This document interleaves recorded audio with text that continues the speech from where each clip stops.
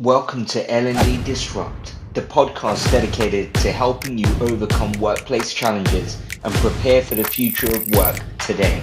I'm your host, Nelson Siblington, and I'll be speaking with the movers, shakers, and path breakers in L&D who are reshaping their organizations right now. Join us each week as we delve into the highs and lows of work in the industry to get to the real nitty-gritty stuff that you actually care about.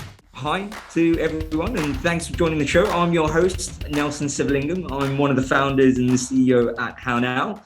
We've got a super exciting live episode in store. Reason is we're joined by two L&D legends. So we've got Lavinia Mehedintu and Ross Stevenson with us.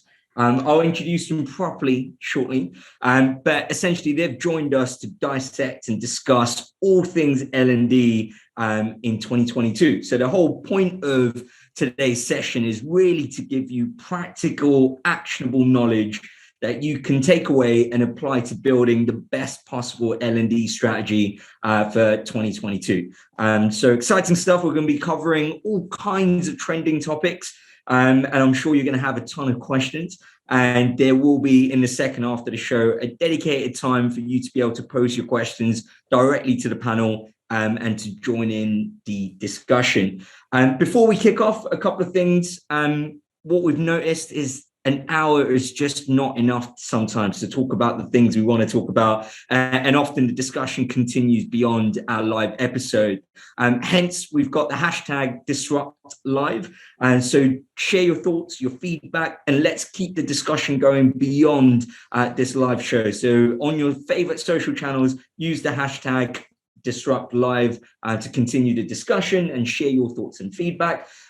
You can also find previous episodes of L&D Disrupt on your favorite places where you like to listen to podcasts, so Spotify, Apple Podcasts, wherever you like to listen to it, you can find our previous episodes. And obviously, if you want to listen back to this particular episode, you can do that too on your favorite places. And the last one is our next episode is the same time, same place, but in a fortnight. It's going to be a very, very special episode. We can't share much right now, but look out for the details. Just mark it in your calendar so you're not going to miss the opportunity to join us live. Now, without further ado, let's go to my panel. Let's start with you, Lavinia. Let's hear your life story in 90 seconds. Oh my God. So I've been in love with L&D for 10 years now. I've been an L&D consultant and an L&D manager here in Bucharest for an e-commerce company. And now I'm running Offbit, through which we want to help L&D professionals learn themselves. By the way, a brilliant L&D community and newsletter. If you're not part of it, check out Offbeat. And over to you, Ross, your life story in 90 seconds. Yeah, so God, it feels like this is your life, isn't it? So look, I've been in the HR space for about 15 years, more focused on L&D the last kind of 8 to 9 years for a bunch of retail and tech organizations. And then on top of that, by night or outside of that, if you want to call it that, I'm the kind of architect of stillthesethoughts.com and sharing a bunch of kind of stuff there on my social networks on the platform too. So yeah, that's me. Brilliant. I'm really, really excited for our discussion. And I'm going to start with a big one for both of you, which is we're 2 months into the year. What are the trends that you guys see emerging in the L&D space and changes that you're seeing in our space? Who wants to take that one first? Russ, go ahead. I started first, so it's just fair. Okay, cool. So look, some of the things I see, and we talk about this a lot, is more of a pull nowadays from people, and I do see that. So I think in the industry overall, we always talk about the push and pull mechanism. I think most L&D people will agree it's more of a push job for us, where we're trying to push content to people, trying to push people around growth mindset and developing and helping to future-proof your career. You know, for my neck of the world, both in where I work and the outside stuff that I do, there's a lot more pull. So a lot more people are knocking down my door and saying, I really want to focus on my skills. What are the skills that I can build now to fundamentally be future fit? And I see a lot of this, what I call future proofing skills from people's pandemic experience, where I think a lot of us were kind of like, it was a very uncertain time, and still it is an uncertain time. And I think people definitely felt that with, furlough, with job insecurity, and people started to look at what does that talent stack, if you want to call it, look like, and really started to think about what are those skills that are going to help me throughout my career, not just some of the technical elements that help me with my role today. So yeah, I think for me, the biggest changes has definitely been that pull. I think there's been more selfishly on my end, a lot more of a focus on the kind of digital space. How do we make better use of tools? How do we digitize experiences? I think like most people in this industry, I have been running around shouting about digital skills, digitization for years. I think L&D and HR are generally quite slow to these things anyway. So I think the pandemic kind of accelerated that. And all of a sudden, loads of companies went, okay, we're not going to be in a physical space now. So how do we do this?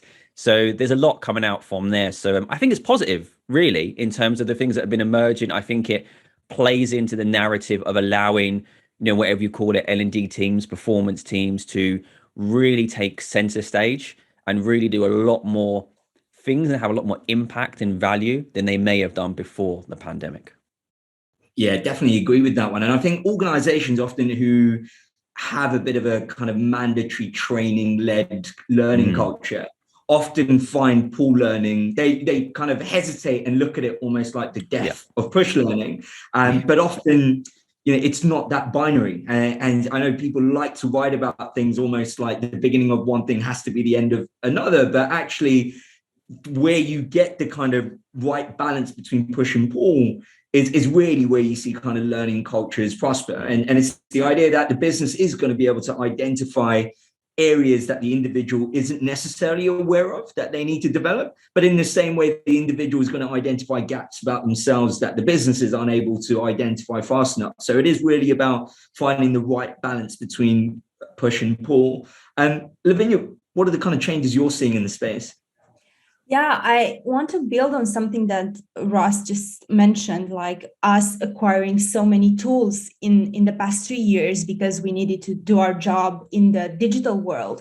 And what I see happening is that it's been such a rush in acquiring those tools. And now there's this need of just settling and understanding how different tools can help us, because there's a bit of a feeling of being overwhelmed by so many tools we use in the workspace. And I also think that us as L&Ds, we rushed into using all types of tools, but we haven't had the time to actually learn everything about them and make the most of them, basically. And that's one thing I'm seeing. And another one is beyond what Raj just mentioned, like these power skills that we all learn about or known about, but we're talking more about them right now. I feel that there's also a shift in how people or how us as L&Ds approach learning. We talk more about social learning and about understanding how we can nurture that in the workplace, because we haven't been able to bring people in the classroom as much as we did before. So we have to, understand these mechanisms of nurturing, fostering social learning from now on more. Yep. I've definitely noticed the emergence of kind of social learning, and it makes sense given, like you said, in the classroom or even when you're back on a campus, for example, the idea of those planned social interactions where you learn from each other. I think people recognize once they try to replicate it on Zoom, trying to do exactly what they're doing in their physical classroom, it just didn't happen. And I think especially given the life we've all lived for the last couple of years, I think people are now really wanting that kind of social interaction and learning from each other. And I'm starting to hear more conversations around the idea of how do we build those communities. And it's not necessarily a new concept, right? We've had communities of practice for years, but it's the idea of how in this digital first world do we make that community really work.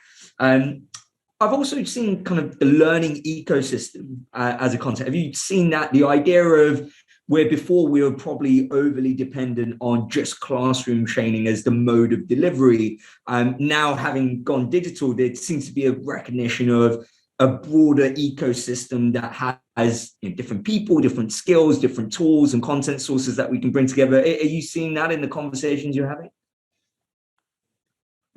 Ross? Yeah, I'm going for it. So yeah, look, it's interesting, right? You say the word ecosystem, because I feel like in some parts of the L&D, well, maybe in tech, I'm probably biased because I sit on a lot of tech companies, is that we kind of always use that word anyway. And we talk about ecosystems and, to that point of how do we bring in different technologies to, help people. I think it's becoming probably more mainstream now because of, as Lavinia just said, talking about all those tools coming in and people were going, oh, okay, I'm not just going to one source where it used to be the traditional, let's put everything in one place and hope that fills all our needs. Well, actually, it's more like, and when I talk to designers or product teams or engineers, we talk about best of breed ecosystems. So it's an ecosystem, but it's also a flexible ecosystem where it continuously changes. So how do we keep putting in new tools, taking out other tools? What fits that purpose right now? I think what's really interesting around the kind of ecosystem bit is that if we look at the pandemic and how people started to consume content, we had all these situations where people were learning how to make banana bread off of TikTok or Instagram, and they're using social platforms. And all of a sudden, what you've seen is because of that even greater rise of those social platforms, that's kind of who we're competing against a little bit in the technology space. Because what we're saying is, if people are going to go on, TikTok and learn something on their kind of learn tab, and they're looking at stuff there, it's completely different to what they experience in the workplace, where, to your point earlier, if you're pushing stuff and it's very generic and it's very bland and it doesn't fit in with the modern world, and you're trying to work with an audience who are using those kind of tools, it's just not going to land. So that ecosystem approach is about how do we bring in the right tools to help us engage people? And that's not going to be the same for everyone. You're going to have different generations, different audiences in your workplace that are going to really connect with different pieces. So I think really it's that, for me, it's that best of breed ecosystem. It's not being just one stagnant piece where you say, we're going to get a couple of these tools and this is it for the next 5 years. It's actually being a lot more flexible and looking at what works for us right now. And it might be different in 6 months' time, depending upon how your organization grows and how your people grow as well. And of course, the cultural influence that we now have too. We use this analogy at How Now, where we talk about the idea of, rather than buying a monolithic system where you're trying to carve what you want out of a rock, you're better off using Lego blocks to build what you need. And that's kind of this idea of best of breed, where, and L&D and HR buyers don't necessarily have to be worried about that anymore, because with APIs, all of these systems quite easily talk to each other. So you no longer need to be held at ransom by this one big incumbent system that says, no, we're going to do everything, but we're going to do it in a very average way. And it's easier to go with this one system than finding the best of breed and bringing it together. Lavinia, do you hear the kind of learning ecosystem? Does that come up much? Yeah, I was actually talking to someone else the other day, and they were just in the process of acquiring an LMS. And I heard this really interesting tips that they actually applied, because we're talking about ecosystems, but the truth is that the learning tools have to fit in the bigger technology ecosystem of a company. So I've heard a lot about knowing the ecosystem and partnering up with IT departments and technology departments to actually understand it first, and then see how your learning tools fit in, that broader space. And that's actually really interesting. And what you mentioned, there's the concept of monolith. There's in technology as well, and I'm really glad that we actually started talking about it. And I do see, tools looking to, I don't know, just the needs of the clients, the smaller needs, like the jobs to be done, let's say, and try to appeal to those jobs to be done. And we as L&Ds need to, in my opinion, be more aware of the smaller internal customer needs we need to, help with. Yeah. And I guess we've kind of touched on it, but this idea of, where right now, most of us are kind of hybrid remote, some of us are in the office, some of us are in home. And that's probably one of the biggest shifts in the way we work in recent times. What impact has that had, do you think, on the way we develop our learning strategy, implement it, but also in the way people learn? Lavinia, do you want to take that one first? Yeah, it's really interesting because I don't think that the foundation of how people learn will change, but because social learning has been here forever, like literally forever. But what I think is that our focus as L&Ds on that is shifting, Sure. like people will keep and have always, honestly, have always searched on Google, questions, and have always asked around colleagues for, regarding different problems. But now the question for us as L&Ds is how do we spot those interactions and nurture them?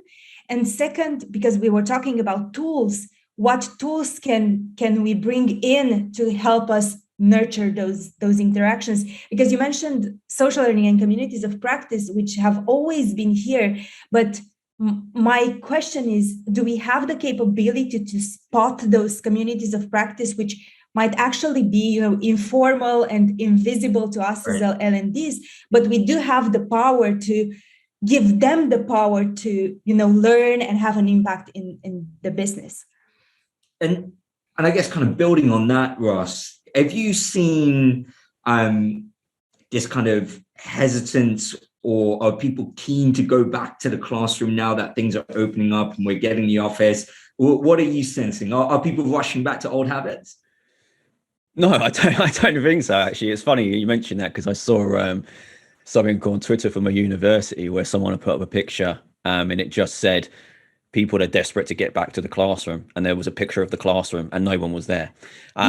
So I think that kind of just encapsulated it. And I see the same on my side. A lot of people are really expecting, especially in the kind of learning performance space, for the teams to up their game, and really look at, we are used to that. If we all think about it, the traditional model we all go through in life is that educational model of we go to a classroom, there is what is called a sage on the stage who kind of gives out all the wisdom and you're there for it, and that's it. But we know, from lots of research, that's not really the best way that people can always consume information, and actually put it into practice. So what's really interesting for me right now is, as I said before, no one's knocking down my door to say I'm desperate to get back into the classroom. What they are loving is more the fact that, back to Lavinia's point, talking about, we talk about community of practices. And what's always been here, social. It's funny, we talk about social learning. I remember being in meetings 8 years ago where it was like, we need to look at our social learning strategy. So to now see it coming to fruition in mainstream is really interesting, because the concept and the foundations, as Lavinia said, has always been there. But for me now, it's more about the same thing. So how are we enabling that? So then people really understand that learning is an everyday behavior.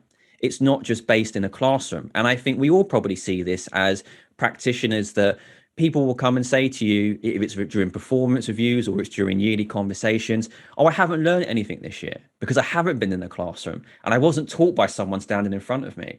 Whereas actually, you could have gone, yes, we're talking about, you could have gone on Google and learned something. You could have watched a TED Talk. You could have had a conversation with a colleague. And it's really trying to help people understand that you are learning every day, and that is the process of learning. It's not just that formal bit. Now, of course, I say that there is kind of a side bit to that where there's always going to be some people, and I do get it in my world, where they're like, where is the classroom training? Why is the classroom training not here? That's always going to happen. But it's taking people on that journey, because whichever way you look at it, if it's digital or human experience, the way we've always learned as a society is through stories and storytelling. So whether you're doing that in person, whether you're doing that through the digital landscape, if you are doing that, you're going to engage people. I think what L&D needs to do is really look at how do we leverage that storytelling piece in the digital world through those communities of practices, through short videos, through podcasts, and bring that information to people. And I think that's the challenge, really. That's the mainstream bit. Look, the classroom, it's always going to have a place. We're all human, we're social beings, we want to get together, it's always going to be there. But it's not going to be what I look at as the center point or the church for L&D, as I say to people, where not everyone's going to come there anymore. So every tool has got its place and its time. again, right, it doesn't have to be so binary where it doesn't have to be the end of the classroom. I think, and it doesn't have to be the end of Zoom sessions either. I think it's more a question of, are you using the right tool for the job? Right. There's no point bringing people into a classroom and, like you said, having a sage on stage where there is no social interaction, there's no participation. What's the point? They could have just watched the video.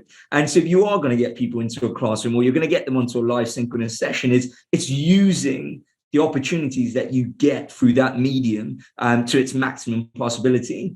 And kind of slightly shifting onto a different topic is this idea of, I guess, for a couple of years running in kind of LinkedIn report, time has been the kind of biggest barrier to learning. It's often been in the kind of top 3. And now there's recent reports coming out that since we've been working remotely, people are just busier, right? We're probably scheduling in more meetings. We're not scheduling in those gaps that we had in for traveling before. So we're back to back. And so it looks like we're even more time poor than we were before. And so that poses a whole new challenge for L&D and organizational learning. So how do you see this changing, this idea of kind of time poor employees? What does this mean for L&D, and how does L&D build a strategy for time poor learners? Yeah, it's a really interesting conversation because you can look at it from 2 ways. First, we can address what we're seeing, people not having the time and thinking about, micro learning and different forms to appeal to that problem.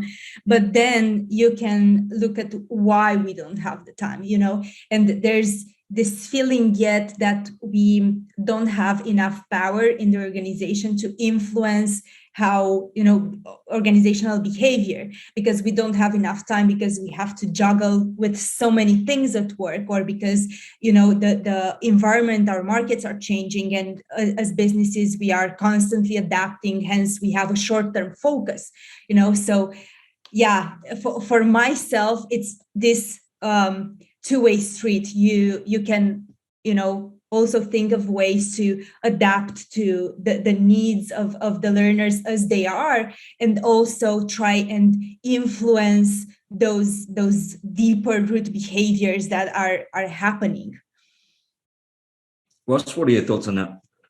Yeah, do you know what? It's a really interesting question, and I love Lavinia's points on it too. And I must have this conversation every week, honestly. I think if you haven't, most of us have seen that Josh Burson graphic where it says most people get 24 minutes a week, which I think is crazy. I love Josh Burson, but I don't believe that anymore. 24 minutes, but I think there's different levels to it, right? I think you talk about on the job learning, and you talk about intentional learning, and I think sometimes people don't quite understand that when it comes to how much time do I have to do stuff, there is a real big focus on you driving that. And I feel this on all companies that I've worked with. They kind of expect you as an L&D practitioner to go, I'm going to carve out an hour for you.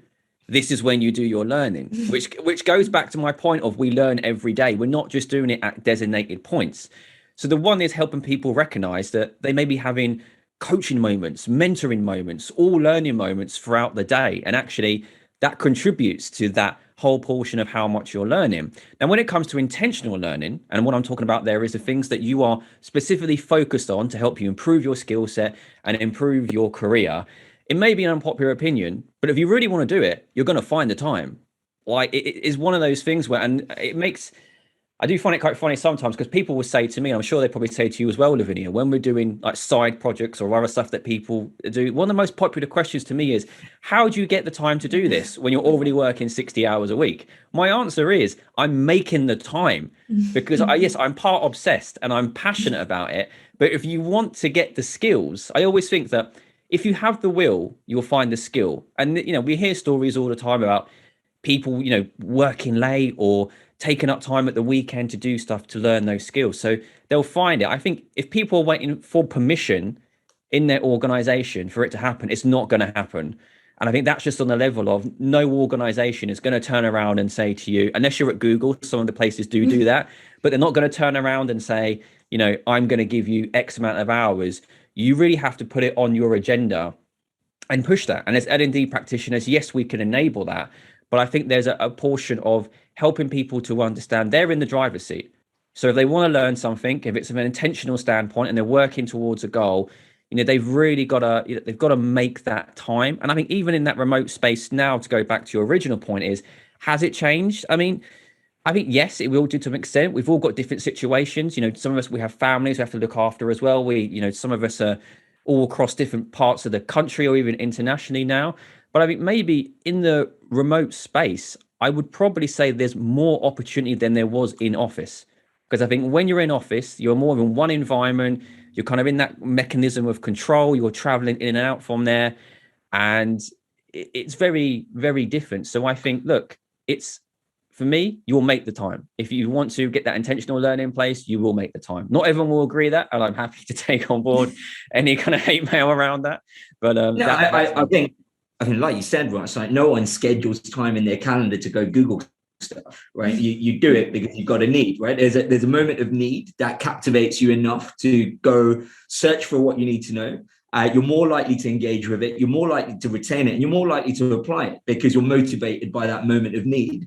And so I think often having this arbitrary time in your calendar blocked out, where you might have it blocked out, but you might not have a need to learn. So you almost, and I think that's one of the things I hear people are time poor. What they're essentially saying is no one today has the time to learn for the sake of learning. Right. What we essentially need to do at work is we need to learn less to do more. And that learning less is where really L&D can play a significant role in helping people stop, really, so they're not wasting time on learning that's not adding any value or helping them improve performance. That's really where L&D can play a critical role in helping people save time and get more from the little learning that they're doing. So many more things to cover, and I want to get to your questions because I can see the chat is firing up. So let me touch on a kind of few more things. We spoke about kind of technology tools and moving towards digital first. Now, like you said, people probably rushed to get a whole bunch of tools once the kind of pandemic hit. And now they're probably taking a bit more time to review, okay, what do we actually need? What don't we need? What are some things that people should be thinking about in that process where they're looking at, what do I need in my tech stack and how do I go about buying this? What are the things to consider when they're on that journey? I think one of the first topics that came to my mind is facilitation, because as we already covered, like digital will be here. So we will need to facilitate. And I'm not talking only about facilitation in workshops or that sort. Like as a leader, I think you need facilitation skills, and in team meetings and in all that, you need facilitation skills, and you need tools, to help you make sure that everyone is aligned, that everyone is at the same table, is engaged, and so on. So that's one area I think we should look at. The other thing we should look at, in my opinion, is automation, because if L&D teams get to the point where, the more manual work is done by tools, they can free up space for other maybe more impactful type of work. So that's another technology I would look into. That's it for now, Ross. You can pick up and I can come back if I have other ideas. Yeah, I mean, you made some great points there as well. And I think, looking at providers overall, I think there's a number of things, building on your points. Definitely, if you're looking to acquire something, look at your current tech stack as well. So really look at what you've got, what you're making use of. To Nelson's point earlier on, how does that plug in with something that you're looking to bring in? So, we want to call it an ecosystem or an architecture. What is the available tech stack? How does that plug into what you've got? And I think when you're looking to work with someone, I always say, look for partners, not providers. I think sometimes we don't really treat suppliers the way we should do. We say suppliers as if they're some kind of, they are third party, but they're partners as well. They're people that we work with to build different bits of, product features together to really help elevate the organization. So I always say it's, you're not just looking at, oh, I'm going to buy this tool and that's it. Really look to be working with people that are going to be your partners and you can see grow together and really help build that content. And then just as you were saying, Lavinia, I think if you're looking for certain tools, make sure that tool set fits for your organization. And I always say this because whenever I'm writing stuff or talking to people, I'm doing it from my point of view. Now, we're all going to be working at different organizations. So what works for me now and in the past may not work for you.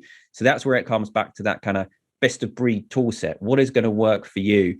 And, to your point about automation as well, look, I'm a big automation geek. So I'm all over Slack and other stuff. I mean, I have bots everywhere. I have things going on where people probably think there's 10 of me and there really isn't 10 of me. But that's allowed me to really free up my time for the creative work, because I see us in L&D as that, content creators. We talk about content creators in the social media world. All three of us here are great examples of content creators in all different channels.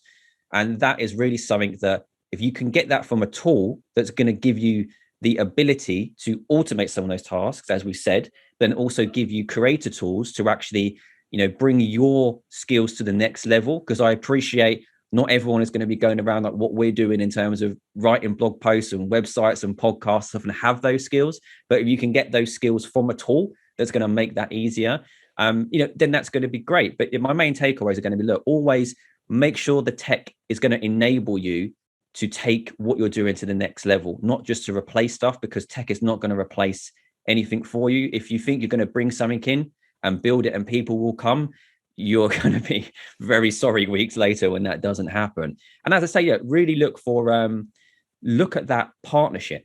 I think that's really underrated. Really look at a partnership. Don't just look at working with tech companies as a supplier. You have a conversation and that's one and done. It is a really beneficial relationship for both you and the supplier as well. So those would be my key notes for you. I could not agree more on the partnership front, Russ, because essentially you're not buying a product for what it is today, right? You're buying it for the roadmap you're going to get for the whole length of the contract you're with them. And what drives that roadmap is the vision, right? Is the vision, the people. So if you're not aligned on a vision, you're not aligned in terms of the worldview that team behind the product has about L&D, then they're not going to continue to grow a product that's going to solve your business challenges. And so too often, it happens where people just have a checklist of requirements for today, and it's very short-sighted, and they're not looking at a longer-term partnership where they want to grow together. And that comes back to, we look at a lot of RFPs, right? We see a lot of RFPs. And one of my kind of bugbears with RFPs is essentially you can often see they're very kind of fragmented documents where they've just asked everyone, give me a checklist of things you want. And then someone's job has been to compile it together. So they're not even aligned within their own RFP. And often what you see is just like requirements, rather than, I think L&D would be much better off if they went to the market talking about what problems and business challenges they have, and just invite experts to come and talk to you about how they would solve that business challenge. Because you might assume a particular feature is going to solve the problem, but why not leave that to the experts to come up with how you can use technology to solve those challenges? There you go. I've got that off my chest about RFPs. And now we can go to questions. There's a ton of questions, so I want to open it up. Let me go back here to see, where should we start off? Wow, there's so many, guys. So let's kick off with Morten. Have you got your question? Well, yes. I've made a few comments, so I just got to get back to the original one. I think when we get to like the picking and choosing of tools and finding platforms and systems and all that, it tends to be more and more, it's very available. So it's, in terms of what your budget is, easy to find something that fits your overall needs if you haven't dug too deep into like kind of every user's need or department team. But when you integrate these like either online or blended learning approaches into your organization's approach to L&D, I feel like there's a point to be made from what Achilles said around the behavioral change aspect, and more so maybe even managing change within the organization.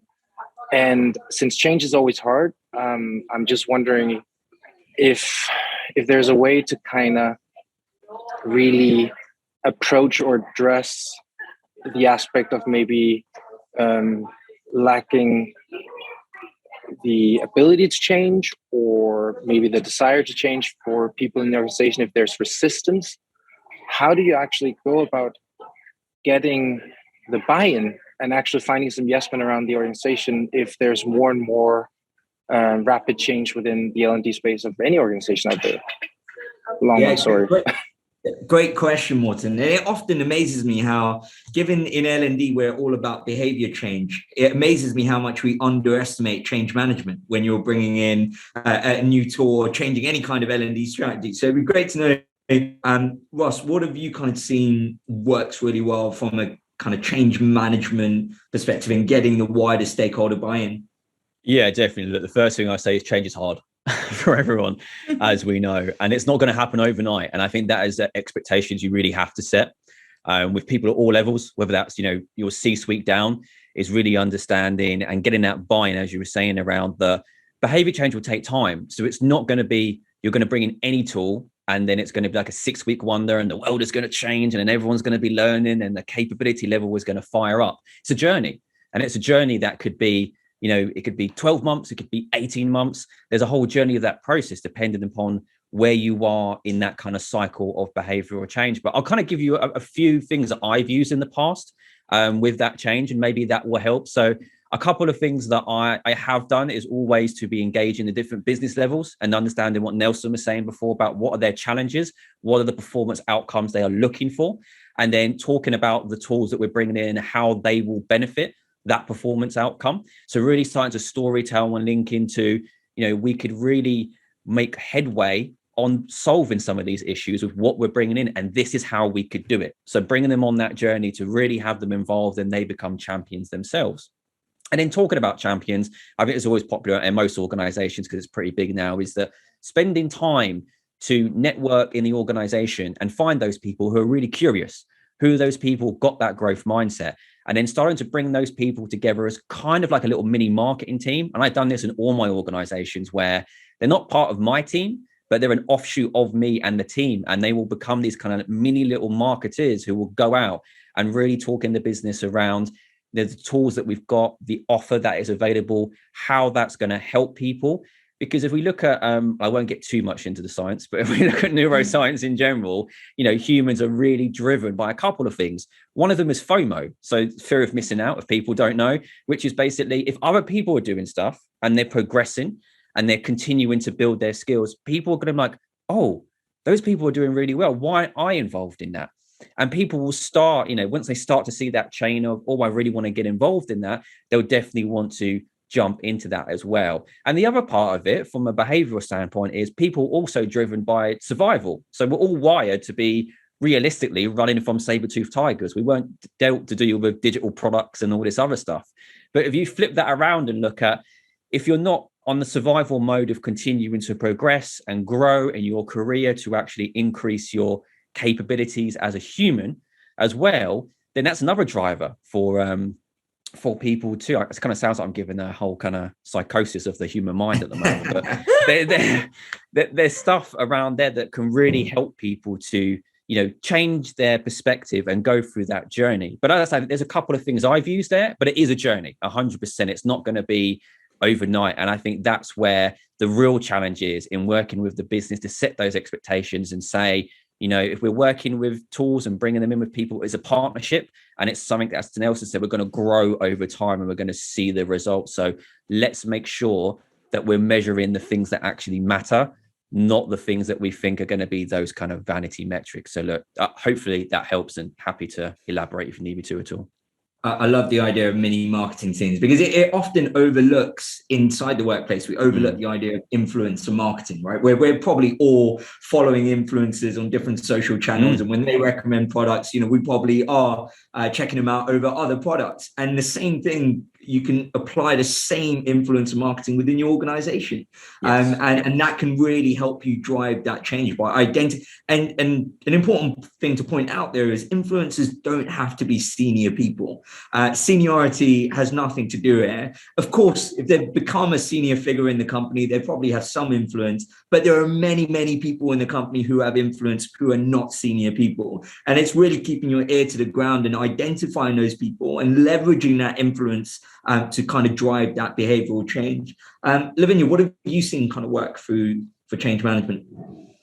Yeah, so as Russ was talking, I realized that let's say we got pretty good at research, like pretty good. We have a long way there as well, but we do have some tools, we do interviews and so on. But my feeling is that once let's say we acquire a tool, we think about implementation, but we think about it in sort of a project management way. Let's say, like, okay, we need these teams, so let's do some marketing around it, and that's kind of it. But my feeling first is we really need to understand why people are not engaged with the change, because there are many reasons why. Like, it's going to be a change to their job, and in what way are they scared of that? Like, all this understanding around why people resist change, I think we should have some tools to understand the resistance. And then one exercise we've done in my previous team, and it always worked really well as a strategical exercise, is pre-mortems. Like, when you, before jumping into implementation, thinking about all the things that could go wrong, and then brainstorming around those ideas. And back to Ross's point, I think it was really elaborate, and I wouldn't add any other tips there. But there are different layers of impact when it comes to organizational change. Mindset being the one that's probably the hardest, because by default mindset is the hardest. But we need to look, what can we do just now? If we do something will change. Then we need to look at structures.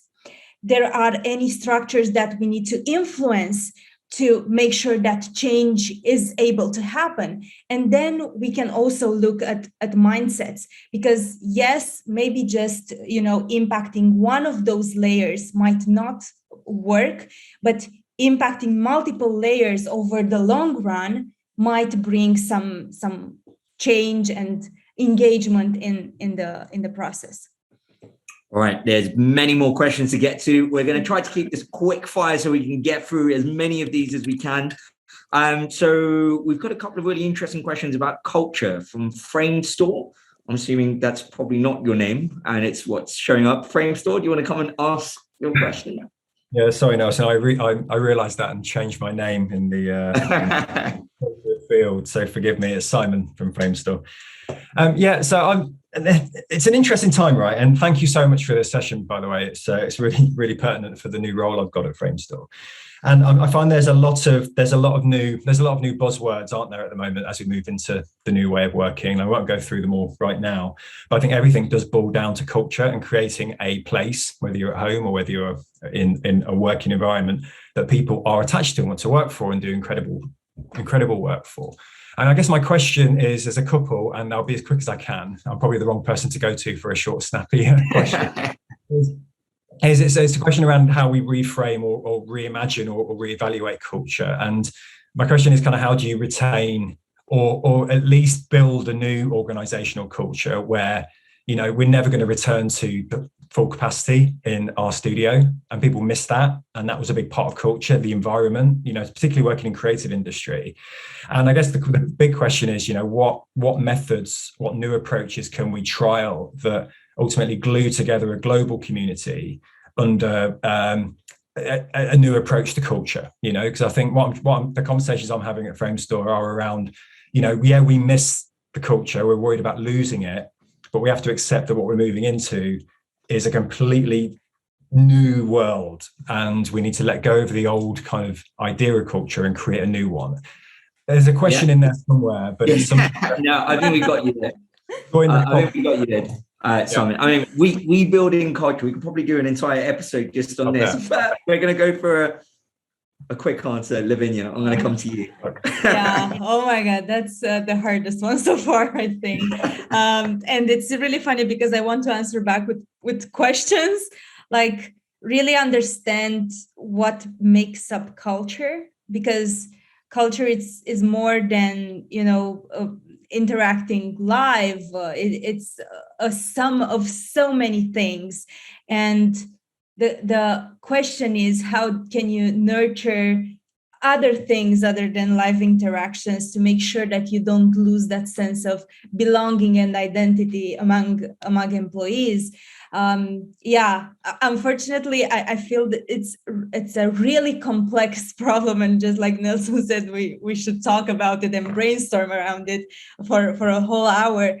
But going back to my point, I think thinking about those small interactions that make up the culture might help, and us as L&Ds maybe partner up with people managers or with senior people or whoever wants to be engaged to nurture those smaller moments. Ross, anything to add to that? Yeah, I would just say, look, just some quick snippets. Building on what Lavinia said, I would say, look, culture is people and not a place. And I stole that from a Marvel movie, FYI, in case anyone's seen the same movie. But I would definitely say, culture is a people, not a place. And I would also, there's a couple of things to think about. I'm sure some of you may have done it, if you haven't, but you've seen the kind of Simon Sinek Golden Circle. Why do we do what we do? We talk a lot about being purpose-led nowadays. So I talk a lot in my own organizations around how do we connect people with our purpose? Because it doesn't really change whether you're in the office or whether you're working remote. It's all around really buying into that vision of what do we do as an organization? Why are we doing it? What is our purpose? What is our vision on an org level, but also on an individual level? So how do I, as an individual, my organization, how do I connect in with that purpose and that vision? And then you'll feel, then I find anyways, that culture is bred from there, because we look at it more about our people than four walls of a place, and getting people connected into a org level and a personal level on what are we here to do, and being all in it together. Yeah, and just to add to that, Simon, I mean, culture really is your shared behaviors, right? It's what everyone in the organization does every day. And they don't have to be big things, right? You can start to change, see a shift in that. So for example, if you want to build a culture of feedback, it might just be a case of at 5 minutes at the end of every meeting, asking everyone to give each other feedback on how they did and what they could improve. And so it's building in those little moments into their everyday can start to have that more macro shift of building the culture you want to see. So that's an example for feedback. But if you look at what are those things you want to see in the culture, and just really think about small things you could build in. I just often think culture is almost this big bang, let's go and change the culture. And that's never what happens. It might do it on a manager level, and you might have posters around your office that say that's your culture. But to actually change behaviors aligned to that, it takes smaller moments rather than those kind of big bang shouts. But like I said, Simon, maybe you've given us an idea for another episode later on down the line, and we can pick this up. Thank you. Akil, is your mic working? Can we get your question? If not, yes. Brilliant. Let's hear it. Actually, you answered to a lot of the initial questions, so I'm going to reframe it slightly. You mentioned social learning as a big avenue for new experimentations. We're trying to drive impact, right? And we're trying to find solutions that are smarter, that you learn less, but you achieve more, as you all brilliantly mentioned. And this requires a lot of capabilities that L&D has to create anew, right? So, we need to learn how to be community builders, for example. We need to learn how to be facilitators. What are some of these other hats that you see L&D must wear in order, and what are some of the capabilities that we as L&D specialists need to build and form to be better facilitators of business results and all of that? Great question. Let me go to the OG community builder, Lavinia. Go on. Just to make sure that I understand the question, like, are we talking about other capabilities than what you just mentioned, social, like managing communities and facilitation and so on, right? Just to make sure that I understood. Thank you. Awesome, yeah, cool. Another hat I think we should start wearing is that of behavior change. I think it's really, really important, and it's really complex, and it can be scary. But if we actually want to drive behavior change, we need to understand the science behind it and everything that, habit acquisition and all that, and all the, because I've been hearing a lot of chatter about nudges, and definitely they are nice, they're amazing, it seems that they can do the job, but it's not just about nudges. So, looking extensively into the topic, we might learn other things we can do. So that's one hat I think we should be wearing. And another one that I'm not sure if we had, and or I don't know, like strategy. Like for myself, it's really, really important to understand how to first create strategies and then how to, adapt them along the way. That's another hat, let's say, that I think we should be wearing.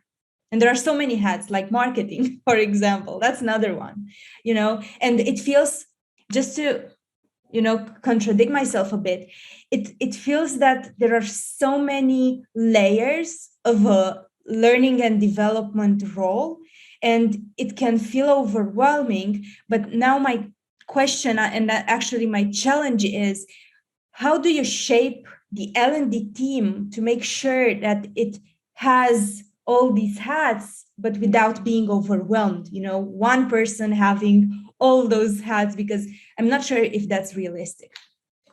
I might be a bit biased there, but I often draw the parallel of L&D being a bit like a failing startup in many companies. And what I mean by that is basically they've got limited resources, and right now they've got a product that no one wants or needs. And they're really kind of push it out there. They're taking these resources, and rather than changing the product or improving on the product, they're basically saying, take this and spending more money to get it out to people. And so I think what L&D need to almost think more like is like a founder, right? Because like you said, there are so many different hats you need to wear. And again, I might be biased there, but the few people I know who often have to wear those hats are founders of upstarts. And so really starting to think more scrappy and pulling together these different resources. And, you have to do your own marketing, but you're also leveraging internal experts to learn from those internal marketers, internal project managers, to really pick up those skills. So my thing would be think like a founder. If you're an L&D today, I think that's probably the way to pick up the skills that you need. Ross, anything to add on that one? Yeah, I think you both put it beautifully, to be fair. And it's funny because obviously myself and Nelson did a podcast about a year ago talking about structure of L&D teams and skills, which will probably have most of my answers in it, to be fair. But, just build upon it. I think I go back to my piece of intentional learning. Like Lavinia says, there's so many hats. I mean, I must wear about 20 at the moment in time when I run around doing different things. But it's been really intentional on, what do you need in your space? What do you need in the kind of role you're doing and the organization that you're in? Because I could say 20 things, but it may not all apply to what you're doing right now. And you may find other people, as we've mentioned, in the organization that can help with that. So it's been very intentional on what do you need to succeed where you are now? And also, what do you want to do? What do you want to focus on long term in your career as well? Because not all the elements, or as Lavinia says, the layers of L&D are going to appeal to you. You're not going to want to do all of those. So invest in those pieces that are really going to help. And I'd say my final bit on that would just be, you just be curious. I think a lot of people forget about curiosity and looking at themselves kind of like of a product ourselves, and we're continuing to build, we're continuing to learn. So, how do we continue to do that? That's what I'd say. Yeah. Over to another question. I've got SP for a question on content delivery. SP, would you like to ask the question? If not, happy to read out. All right, I'll read out the question. Content delivery has taken over content design in the last 2 years. Any new or creative tips for, I assume, creating content in the hybrid world? Any fast tips on creating content in the hybrid world? I have to be biased here and say that maybe content creation should not stop, but slow down at some point.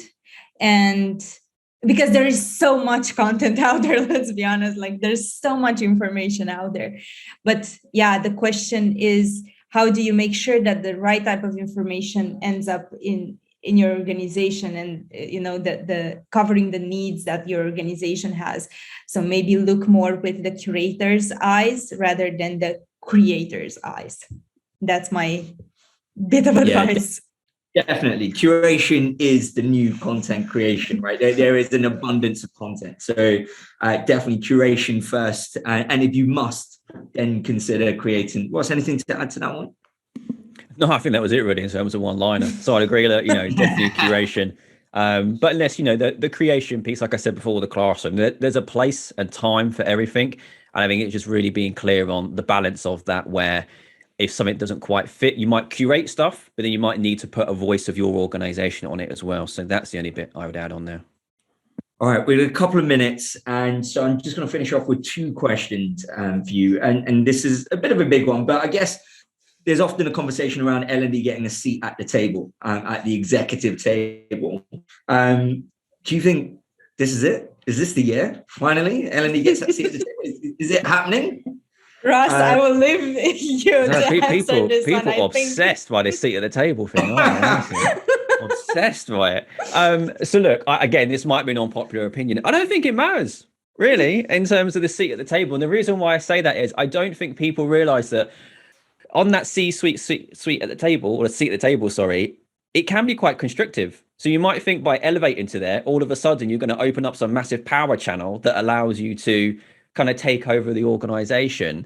But I don't think you will. I think actually it's probably easier to influence and make impact and value at levels below that and have that effect and still get buy-in for people in the C-suite. But I don't necessarily think that we need to have that seat at the table to improve visibility. I think visibility already comes through create value. If you create value and you're driving performance outcomes, the C-suite cannot help but take notice.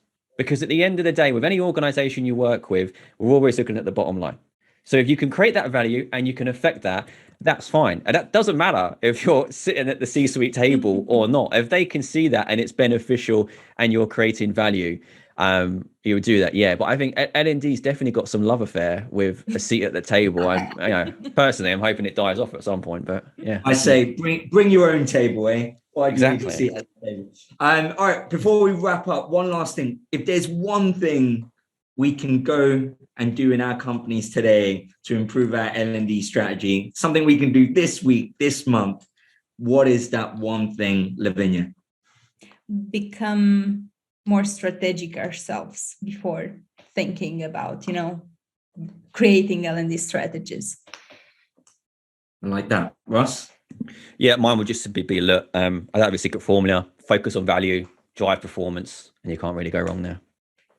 Guys, thank you very much to the panel. They've been absolutely incredible. So much recovered. We'll definitely have a sequel to this because there's so much more to talk about. And thank you to all of you for joining. Let's continue this discussion. #DisruptLive. Any of your social channels, post your thoughts, your feedback, any questions. Let's keep it going.